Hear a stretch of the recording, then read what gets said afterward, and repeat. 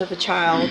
The agreement was for a cap of 15 years in prison. I've received the pre-sentence report. Has everyone had an opportunity to review that report? Yes, Your Honor. Are there any additions or corrections? No, Your Honor. All right, Mr. Vasquez, you may proceed.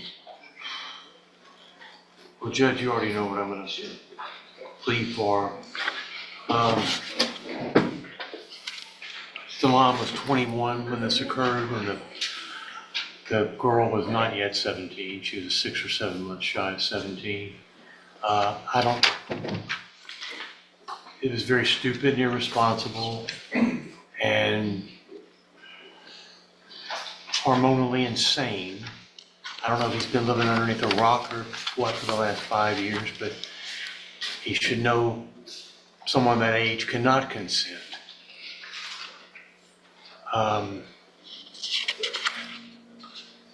Let me ask Mr. Hoffpower, or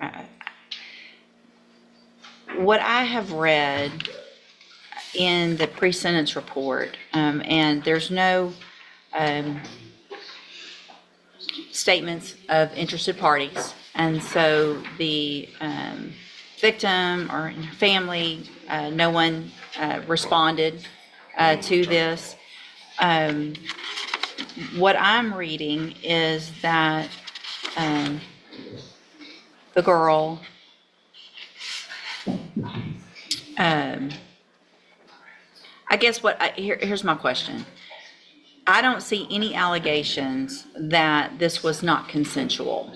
Now, I obviously understand that legally she cannot consent. So I'm not talking about legally, I'm talking about factually consensual. It appears to me as though it was factually a consensual partying.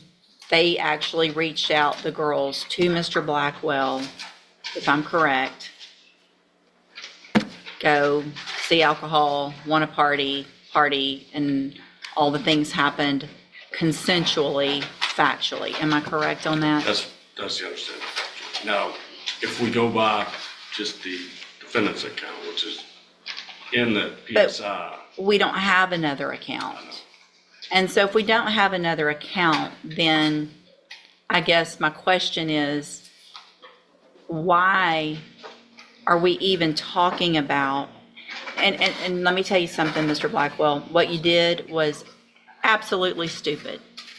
But when we've got a 21-year-old and a 16-year-old, when the 16-year-old's the one that reached out to go party and do these things, do I feel like there needs to be some punishment, some rehabilitation, some better judgment calls?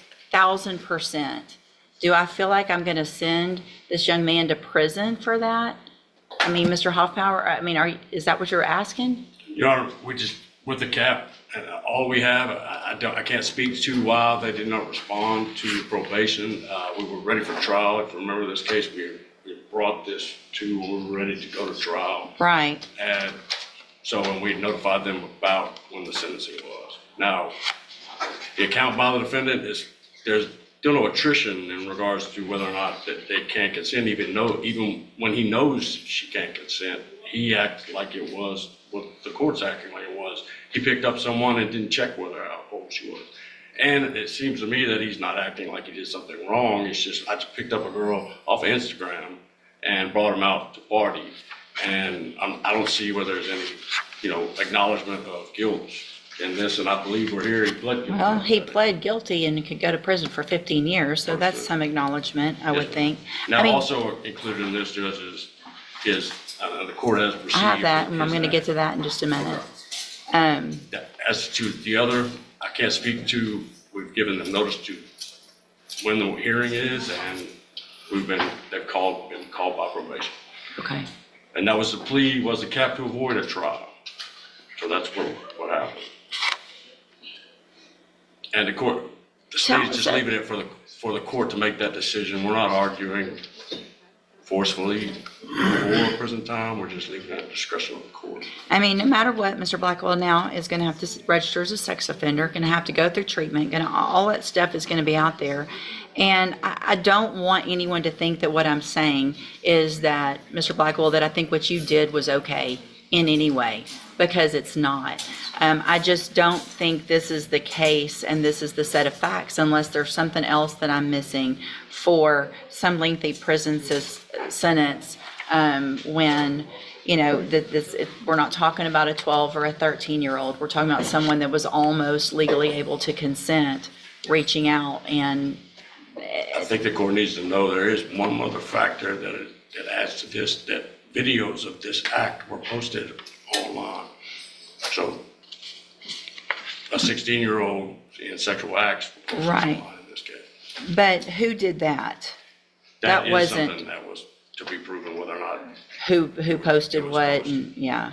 but That's, it was posted. I mean, it was a ridiculous situation. It was, I mean, I guess, Mr. Blackwell, tell me how you feel about this. My defense, I did make some irrational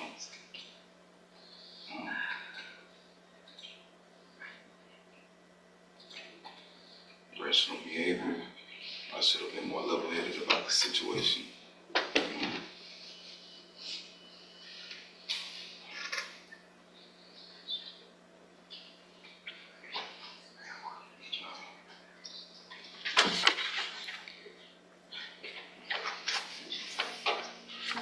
I mean, you understand that no matter how willing someone is, you are the older person and have to make better decisions.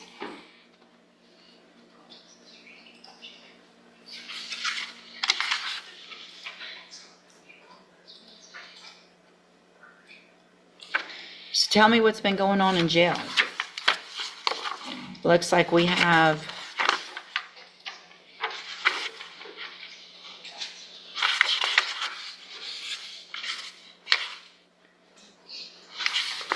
last year, looks like pretty much every single month, just about, you had some type of write-up. April, May, June, August. August was a bad month. September, November. Most of my cases, I was talking after the red time, or when it was time for me to get up, I ended up oversleeping, so I received verdicts for that. But if you, you're right, but I mean, if you can't follow rules while you're in custody, that doesn't give me a lot of good feelings about whether you can follow rules if I give you a probation. Does that make sense to you? It does, so, That you're coming in front of me. Of course, since you've pled, you haven't been in trouble, so that's a good thing. Knowing that you're going to come in front of me and possibly go to prison for 15 years.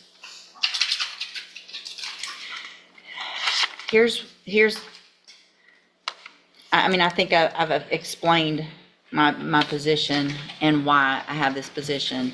And again, I don't want you to think that I think what you did was okay, because it wasn't.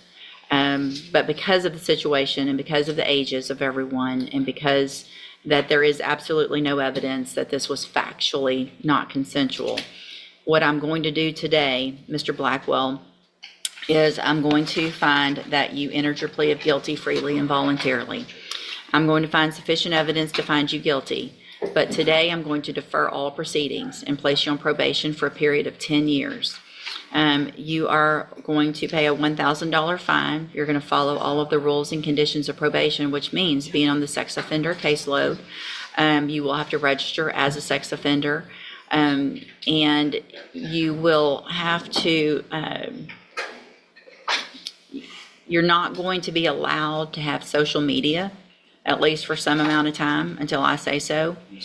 I am also going to order that as a condition of your probation, you enter and successfully complete the cognitive track of the ISF program. That means you're not getting out of jail today, right? You're going to a program that is designed to teach, especially younger people, better ways of thinking and decision-making. And I'm hoping that when you do that, you'll get out and you will make, obviously, better decisions, be successful on this probation, because the opportunity that you're being given today is huge. You actually do not have a felony conviction on your record.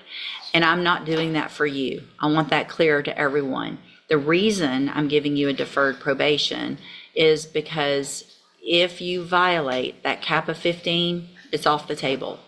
So if you violate your probation, I can sentence you anywhere between 2 years in prison all the way up to 20 years in prison. So this is your chance. I don't want you coming back in here later and saying, well, I need help with this, or I tested positive and now I need help. You need to ask for help ahead of time if you need help with anything. If you're drinking too much, if you're smoking marijuana, I don't know whatever it is. If you need help getting a job, if you need help with where to live, you better ask those things and not get in trouble and then come back and ask me for a chance again, because this is the chance I'm giving you. Do you understand?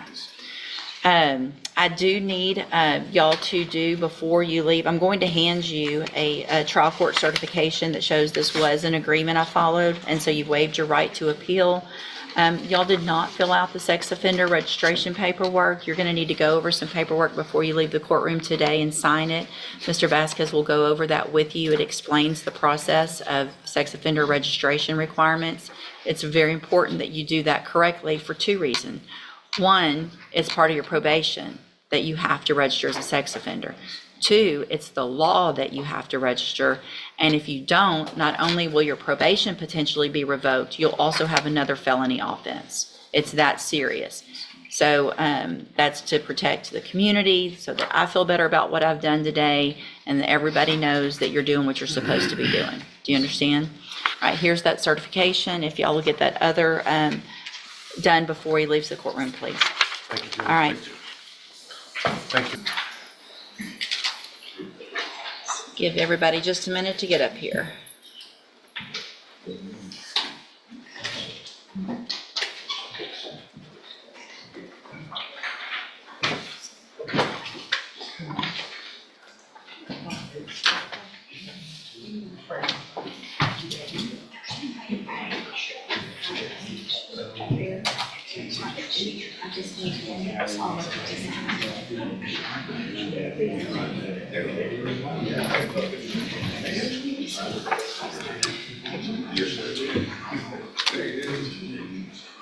All right, so are you Trishad Tarrant?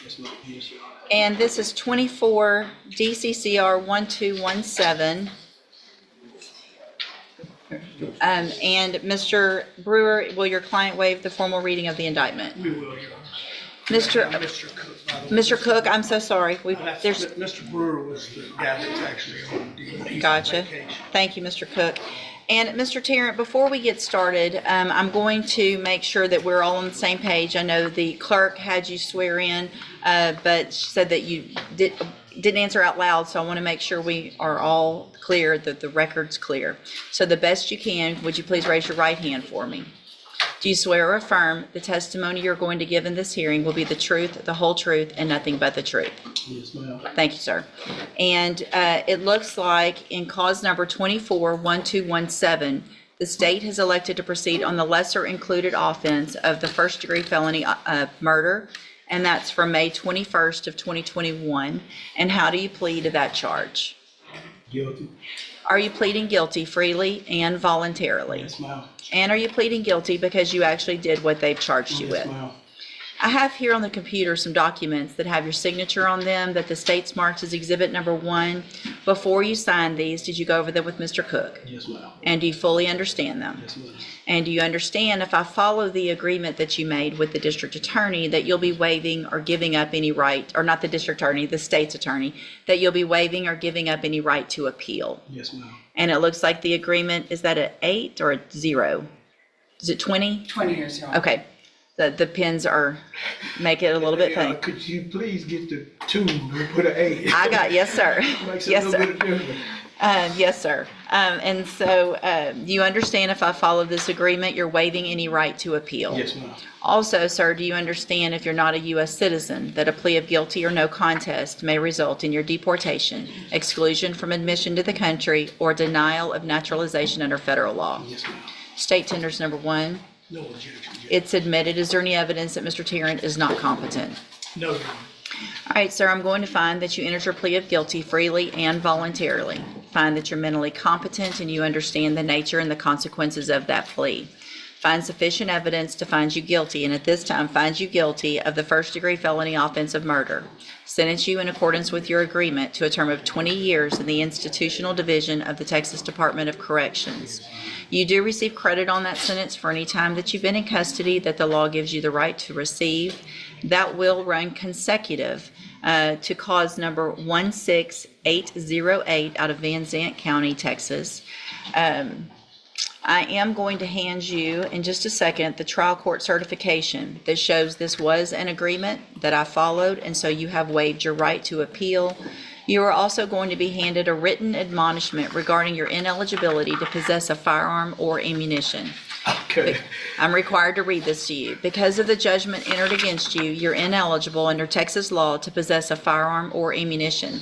Possession of a firearm or ammunition could lead to charges against you. Firearm is a legal term, and you should read the written admonishment I provide you to see what devices qualify as a firearm. If you have questions about the laws that make you ineligible to possess a firearm or ammunition, or about how long that lasts, you can talk to Mr. Cook. And it's my understanding that there is a victim impact statement. Is that correct? Yes, Your Honor. Okay, let's do this. If we can, Mr. Lewis, I'm sorry. Yeah, I was going to submit it to the court, Your Honor. Oh, okay. I didn't know if somebody was here or if they They're wanted watching on Zoom. Okay, They're watching the proceeding. I'm in communication with them. They are fine with me submitting it. okay. Thank you. And did you want to read it out loud for them or just submit it to the court? I can read it out loud. Okay. It's not very long. Okay. Yes, ma'am. And we'll go off the record. I wanted to know why this happened. I was extremely sad and just miss him. I felt helpless because I knew I was never going to see him again. I wanted answers. I wanted to hug him. I thought he was only going to be at that facility 3 days and then he was going to be released. We even prepared his room for his arrival, but that day never came because he was murdered. My son was not a rebellious person. He had reconciled with the Lord and was ready to come home. Thank you, ma'am. Thank y'all. You're free to go back with the bailiff. Does he get these copies? Yes, he can have those copies. All right, thank you. Good morning. You are Jimmy Taylor? Yes, ma'am. And Mr. Taylor, you were previously in court, entered pleas of true and a motion to revoke your unadjudicated probation. Counts 1, 2, 3, 4, 5, and 6. You pled true to all of those counts. You're on probation. The second-degree felony offense of theft of property with previous convictions with findings that prior offenses were true. You were placed on that probation January 24th of 2024. I have received the pre-sentence report, as well as there was one incident report from the jail, a page that should have been sent to you all, and also Mr. Coleman has also provided a copy of the court's sentencing hearing, a transcript from that original sentencing back on January 23rd of 2024. Has everyone had an opportunity to review all of those things? We have, Your Honor. State has, Judge. Are there any additions or corrections to that updated report? Not from the defense. Not from the state, Your Honor. There are a couple of things I'd like to speak to if and when the court would like to hear from you. Yes, of course. So let me just, there's no agreement in this, correct? This was just open to the court? That's correct, Your Honor. Yes, Your Honor. And, all right, Mr. Rojas, you may proceed. Thank you, Your Honor. We're going to be asking for the court to continue Mr. Taylor on probation. I know by looking at the PSI on paper, it doesn't look like there's a chance that Mr. Taylor should be given, especially given his criminal history. It looks like his criminal history is all in some way related to drug abuse. If you look at The allegations he pled true to, those are the non-compliance allegations, have to do with drugs. And the reason for not complying with the JCDI program, he doesn't come from a wealthy background. He doesn't have a whole lot of affluent friends and family members that can help him out. He had a ride with his brother. His brother had an accident, and that option was not available to him anymore. He indicates to me that he does want help getting off of the drugs. And I'm sure that when Mr. Coleman has a chance to speak, he's going to point out the comments made by the court to this defendant about not wanting to hear about needing more help with drugs or any relapses. I really don't, because here's the thing, Mr. Johnson. I'm looking back at your original pre-sentence report that when I put you on probation, and I make notations on those reports and make highlights and those types of things. And I'm noting that in that report, you already, before this case, had gone to ISF and SafeP. And then on this probation, I sent you to ISF at the beginning of the probation. Is that correct or no? I believe parole sent him to ISF. Yes, ma'am. So you were on parole. Yes, ma'am. I gave you a probation against Mr. Coleman's wishes and really against what looked like I should have. You went to ISF regardless of who. So you've been to ISF twice. Is that correct? Should be. You're looking at her. You've gone. Have you been to ISF once or twice? How many times? How many times? Twice in 20 years. Okay, so you've Well, been, I've been in prison 23 years out of the last 30 years. So I've been doing my time, and but you I keep haven't had getting, a chance to, to do what? Because you've been to SafeP, you've been to ISF, and you went to ISF more recently, right? Yes, ma'am. Okay. As soon as I got out, I got it right on probation, and I haven't had a chance to. You got right on probation. You didn't. Yes, ma'am. You And then I tested. had to go to Beaumont, which You I'm tested from, positive for Colorado. cocaine Yes, after I all of understand. this time, and all the different things that have been given to you, and the opportunity that I gave you back in January of last year. You pled open, just open to me. I could have done Yes, I did. anything. Yes. I could have sent you to prison for 20 years, 10 years, and I gave you an opportunity. And I said on that day, because Mr. Coleman printed it out for I know me, what you said. well, Ma'am. so how do I do anything other than what I said? I mean, it's a situation. I've got parents. My mother 90 years old, man. I don't want her to die and I be Hey, in prison. we're not talking about anybody You but know you what? today. Yeah, I know. I'm sorry your mom's that old and that you Yeah. haven't been around to be with her, but that's whose fault? It's not going to be my I fault if understand you're what not there. saying, but How about some personal responsibility instead of my mom is old and what I don't would send like me to do, prison? ma'am, you know.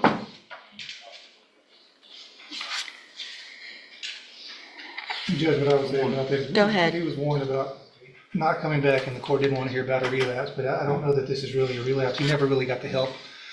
On this most recent term of probation with the JCDI, and if transportation is going to be a problem, I know he's already been to SafeP, Judge, but it would be the relapse portion of SafeP would be appropriate, or a whole new term. Hold on.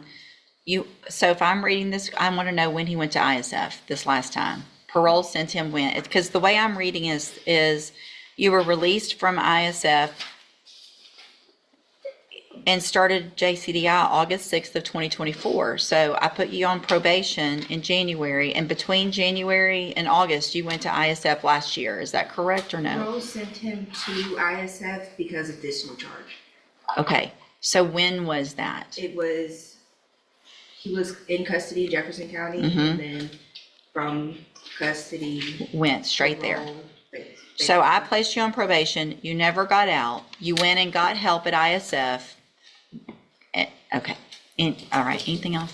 And Judge, if the court, and it seems like the court is not leaning towards probation. No, no. I would point out, we understand the range of punishment is up to 20 years, but the bottom line of that range is 2 to 20. And I that's, still haven't done anything yet, so your response and how you act right now is gonna go into what I do. yeah, I understand the legislation makes it possible to go all the way up to 20, but it also makes it possible to go down as low as 2. I think we have to look at each case for the facts, and the underlying offense was a theft at the Dollar General, I think, or Family Dollar, I think it was about $100 worth of merchandise. I would ask the court to consider something at the lower end of the range, maybe 2 to 5. Just because we can drop the hammer on them, that doesn't necessarily mean that we should. And that's what we're asking the court to do. Probation is not going to be an option. Thank you. Mr. Coleman? I'll keep it brief. The defendant has earned every bit of a 15-year sentence in prison. That's what I asked for originally. You placed on deferred. That's what I'm asking for today. 3 things I'd like to quickly point out, Your Honor. Looking at the defendant's version in the updated PSI, he says that when he was placed on in the JCDI program, that he believes it was an attempt to set him up for failure, demonstrating a lack of acceptance of his own responsibility. The resources and time that have been dedicated to this defendant, limited resources, mind you, could have been redirected to someone who is more amenable to being rehabilitated. Lastly, you got his full criminal history there in the original PSI. And I provided you with the transcript from the sentencing just to remind the court. I know you see a lot of defendants, but just to remind the court that you essentially told him up front this was essentially a zero tolerance probation. And I do appreciate that because I do see a lot and I don't remember it all, but Mr. Taylor, do you have anything you want to say? Yes, ma'am. Been through a lot of things in my life, people dying in my family and other things, drugs, but, I think, that I could do better if I had a chance, proper opportunity, ma'am. And I did a lot of time. I've done my time. You have. I don't think just putting me in prison I think I need a chance. I really do. It doesn't make any sense because you're saying, you've done a lot of time, and at some point, you either say, I don't like prison and I want to do better. That's what I want, man. But you didn't take advantage of the opportunities you were given. You're saying you want help, and we gave you help, or parole gave you help. So you didn't even get out on my probation yet. You had ISF, a reminder of the tools that you had a long time ago. You had those things, and you got out, and you didn't take advantage of the opportunity that I told you. You better take advantage of it because you're not going to get it again. You're saying the same things that you said. Please just give me another chance. I'm going to do better. Please send me to ISF or a safety. It's all the same thing that you're saying, and no one is setting anybody up for failure. I can hang on. To the JCDI. I had back surgery. So what you're telling me is when did you have back surgery? 8 years ago. Okay. But they only did half. Listen. I'm not making excuses. If you're throwing out to me that you had back surgery 8 years ago, then you are digging for everything you possibly can, and we're done with all that. I'm going to find that you previously entered your pleas are true to counts 1 through 6 freely and voluntarily. I'm going to find those counts true. I'm going to find sufficient evidence to find you guilty, and at this time, find you guilty of theft of property with previous convictions. I'm going to sentence you to a term of 12 years in the institutional division of the Texas Department of Corrections. You will receive credit on that sentence for any time that you've been in custody that the law gives you the right to receive.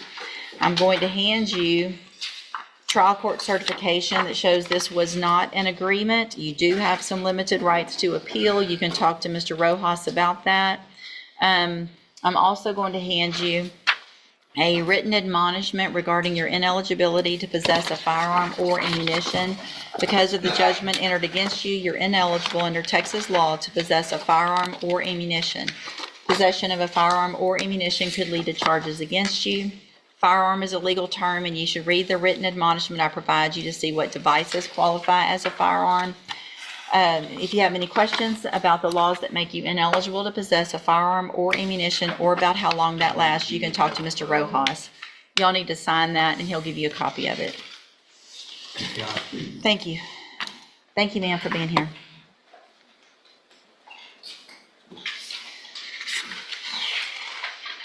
Ms. Holmes on Demario Flukas.